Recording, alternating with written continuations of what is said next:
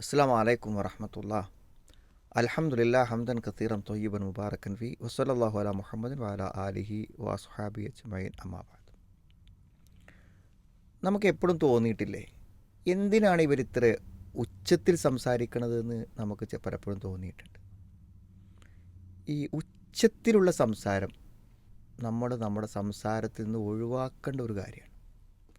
നമ്മൾ പെട്ടെന്ന് ക്ഷോഭിച്ച് ദേഷ്യപ്പെട്ട് അങ്ങനെയുള്ള സംസാരങ്ങളുണ്ട്. ആ സംസാരങ്ങൾ നമുക്കൊരു നിലക്കും ഗുണം ചെയ്യാത്ത കാര്യങ്ങളാണ്. ലുഖ്മാൻ മകന് ഉപദേശം കൊടുക്കുമ്പോൾ വഖസിദ് ഫി മഷീക വഗളുല്ലു മിൻ സൗത്തിക എന്ന് പറയുന്നുണ്ട്. അതായത് നീ നടത്തത്തിൽ എന്ത് ചെയ്യണം, വിനയം കാണിക്കണം. അതൊരു അഹങ്കാരമില്ലാത്ത ഒരു ലാളിത്യത്തിൻ്റെ പ്രതീകമാണ് ആ നടത്തത്തിലുള്ള. ഓരോരുത്തരും നടത്തത്തിൽ നിന്ന് അറിയാം അവൻ്റെ മാനസികാവസ്ഥ. പിന്നെ വഗളുല്ലു മിൻ സൗത്തിക, നിൻ്റെ ശബ്ദത്തിൽ നീ എന്ത് ചെയ്യുക, താഴ്ത്തുക എന്നാണ്. ഒരു പക്ഷേ ഈ ആയത്ത് വായിക്കുമ്പോൾ ഉയർന്ന ശബ്ദത്തിന് ഒരു ഗുണവുമില്ല എന്ന് മനസ്സിലാക്കുക. കാരണം ഇന്ന അങ്കറൽ അസ്വാദ് ലസൗത്തുൽ ഹമീർ എന്നാണ്.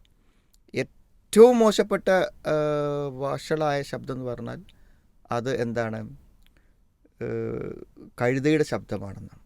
കാരണം കഴുതയുടെ ശബ്ദത്തിൻ്റെ ആ കഴുതക്കരച്ചിലുണ്ടല്ലോ, അതിൻ്റെ ഒരു അരോചകത്വം അത്രയും മോശമായ ഒന്നിനോട് അതിനെ ഉപമിക്കുമ്പോൾ അതിലൊരു നന്മയുമില്ല എന്നുള്ളതാണ്.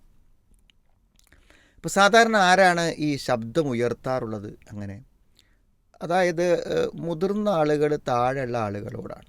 ഉയർന്ന പൊസിഷൻ ആവാം, എന്തോ ആവാം. മാതാപിതാക്കൾ മക്കളോട് ഷൗട്ട് ചെയ്യും, ഭയങ്കര ശബ്ദം സംസാരിക്കും. മേലുദ്യോഗസ്ഥൻ താഴെയുള്ള ഉദ്യോഗസ്ഥനോട് സംസാരിക്കും. അതേപോലത്തെ ഒരു മുതലാളി തൊഴിലാളിയോട് സംസാരിക്കും. പലപ്പോഴും എന്താണ്, ഒരു ഔന്നിത്യത്തിലിരിക്കുന്ന ആളുകളാണ് താഴെയുള്ളവരോട് ഈ ശബ്ദമിടുക. അപ്പോൾ ഈ ശബ്ദമിടുമ്പോൾ ഒന്ന് അങ്ങനെ ഉറക്കെ സംസാരിക്കേണ്ടതുണ്ടോ? അതൊരാവശ്യമാണെങ്കിൽ അനുവദിക്കണമല്ലോ. എന്തെങ്കിലും ഒരു ഒരു ഗുണം അതുകൊണ്ടുണ്ടെങ്കിൽ എന്ന് പറഞ്ഞാൽ അതുകൊണ്ട് ഗുണമില്ല എന്നാണ്.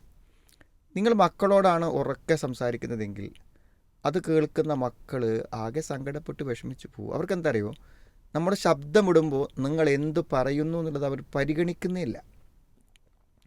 നിങ്ങൾ ഒച്ചയിട്ട് പറഞ്ഞ കാര്യം എന്താണെന്നതല്ല അവരുടെ വിഷയം. എന്നോടൊച്ചയിട്ടു എന്നതാണ് അവരുടെ അടിസ്ഥാന പ്രശ്നം. അത് അവരെ അപമാനിക്കലാണ്, അവരെ വില കുറച്ച് കാണിക്കലാണ്. ഏതൊരാൾക്കും ഒരു വ്യക്തിത്വമില്ലേ? ആ വ്യക്തിത്വത്തെ വിലമതിക്കാതിരിക്കലാണ്. പിന്നെ ഇത്രയും നിസ്സാരമായൊരു കാര്യത്തിൽ ഇത്ര ശബ്ദത്തിൽ എന്നെ ഷൗട്ട് ചെയ്യുന്നത് അന്യായമാണ് എന്നാണ് അവർക്ക് തോന്നുന്നത്. പിന്നെ ഉമ്മ എന്നോട് ഇങ്ങനെ പറഞ്ഞല്ലോ, ഉപ്പ എന്നോട് ഇങ്ങനെ പറഞ്ഞല്ലോ, എൻ്റെ അധ്യാപകൻ എന്നോട് ഇങ്ങനെ പറഞ്ഞല്ലോ എന്നതിൻ്റെ സങ്കടം. ഇങ്ങനെ എന്തെല്ലാം വികാരങ്ങൾ ഉണ്ടാവുന്നുണ്ട്. നിങ്ങൾ എന്തിനു പറഞ്ഞു, എന്ത് പറഞ്ഞു എന്നുള്ളത് അവിടെ വിഷയമാവുന്നില്ല. പിന്നെ എന്ത് പ്രയോജനം ഉണ്ടാവുക? നമ്മൾ പറയുന്നത് കൊണ്ട് എന്ത് പ്രയോജനമാണ് ഉണ്ടാവുക? പിന്നെ അപ്പോൾ ഒന്നതാണ്, ഒരു ഗുണം അതുകൊണ്ട് ഉണ്ടാവുന്നില്ല എന്നുള്ളത്. ഉറക്കെ സംസാരിക്കുന്നത് ദൂരെയുള്ള ആളുകൾക്ക് കേൾക്കാനാണെങ്കിൽ നമുക്ക് സംഭവിക്കാം.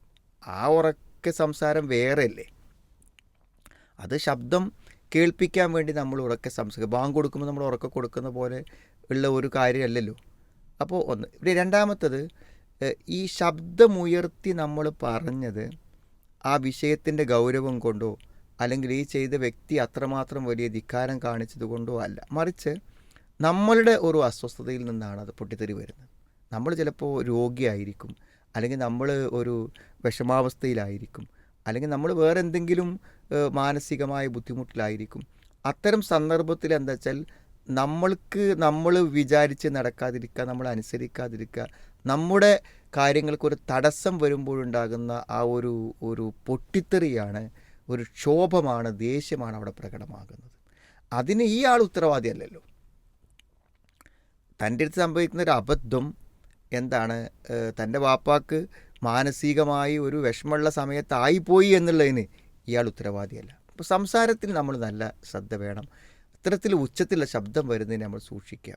യാ അയ്യുന ആമനത്തഖുല്ലാഹ വഖൂലു ഖൗലൻ സദീദ, അള്ളാഹനെ സൂക്ഷിക്കുക, നിങ്ങൾ സദീദായ വാക്ക് പറയാം. സദീദ് എന്ന് പറഞ്ഞാൽ എല്ലാം പെടും. ദിക്ർ, ദുആകൾ, ഖുർആൻ പാരായണം ഒക്കെ നല്ല വാക്കാണ്.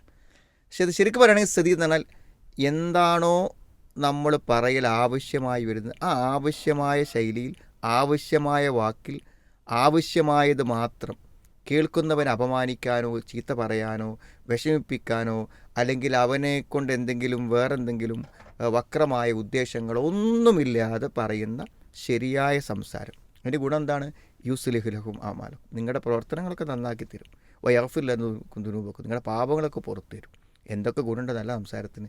അതുകൊണ്ട് സംസാരത്തിൽ വരുന്ന പെട്ടെന്നുള്ള പൊട്ടിത്തെറികളെയും ക്ഷോഭത്തെയും നിയന്ത്രിക്കാൻ നമ്മൾ പരിശ്രമിക്കാം. അത് ഖുർആനിൻ്റെ ഒരു കൽപ്പന കൂടിയാണെന്ന് മനസ്സിലാക്കി നമ്മുടെ സംസാരങ്ങളെ മയമുള്ളതും വളരെ സ്നേഹമുള്ളതുമാക്കി തീർക്കാൻ ശ്രമിക്കാം. അള്ളാഹു സഹായിക്കട്ടെ.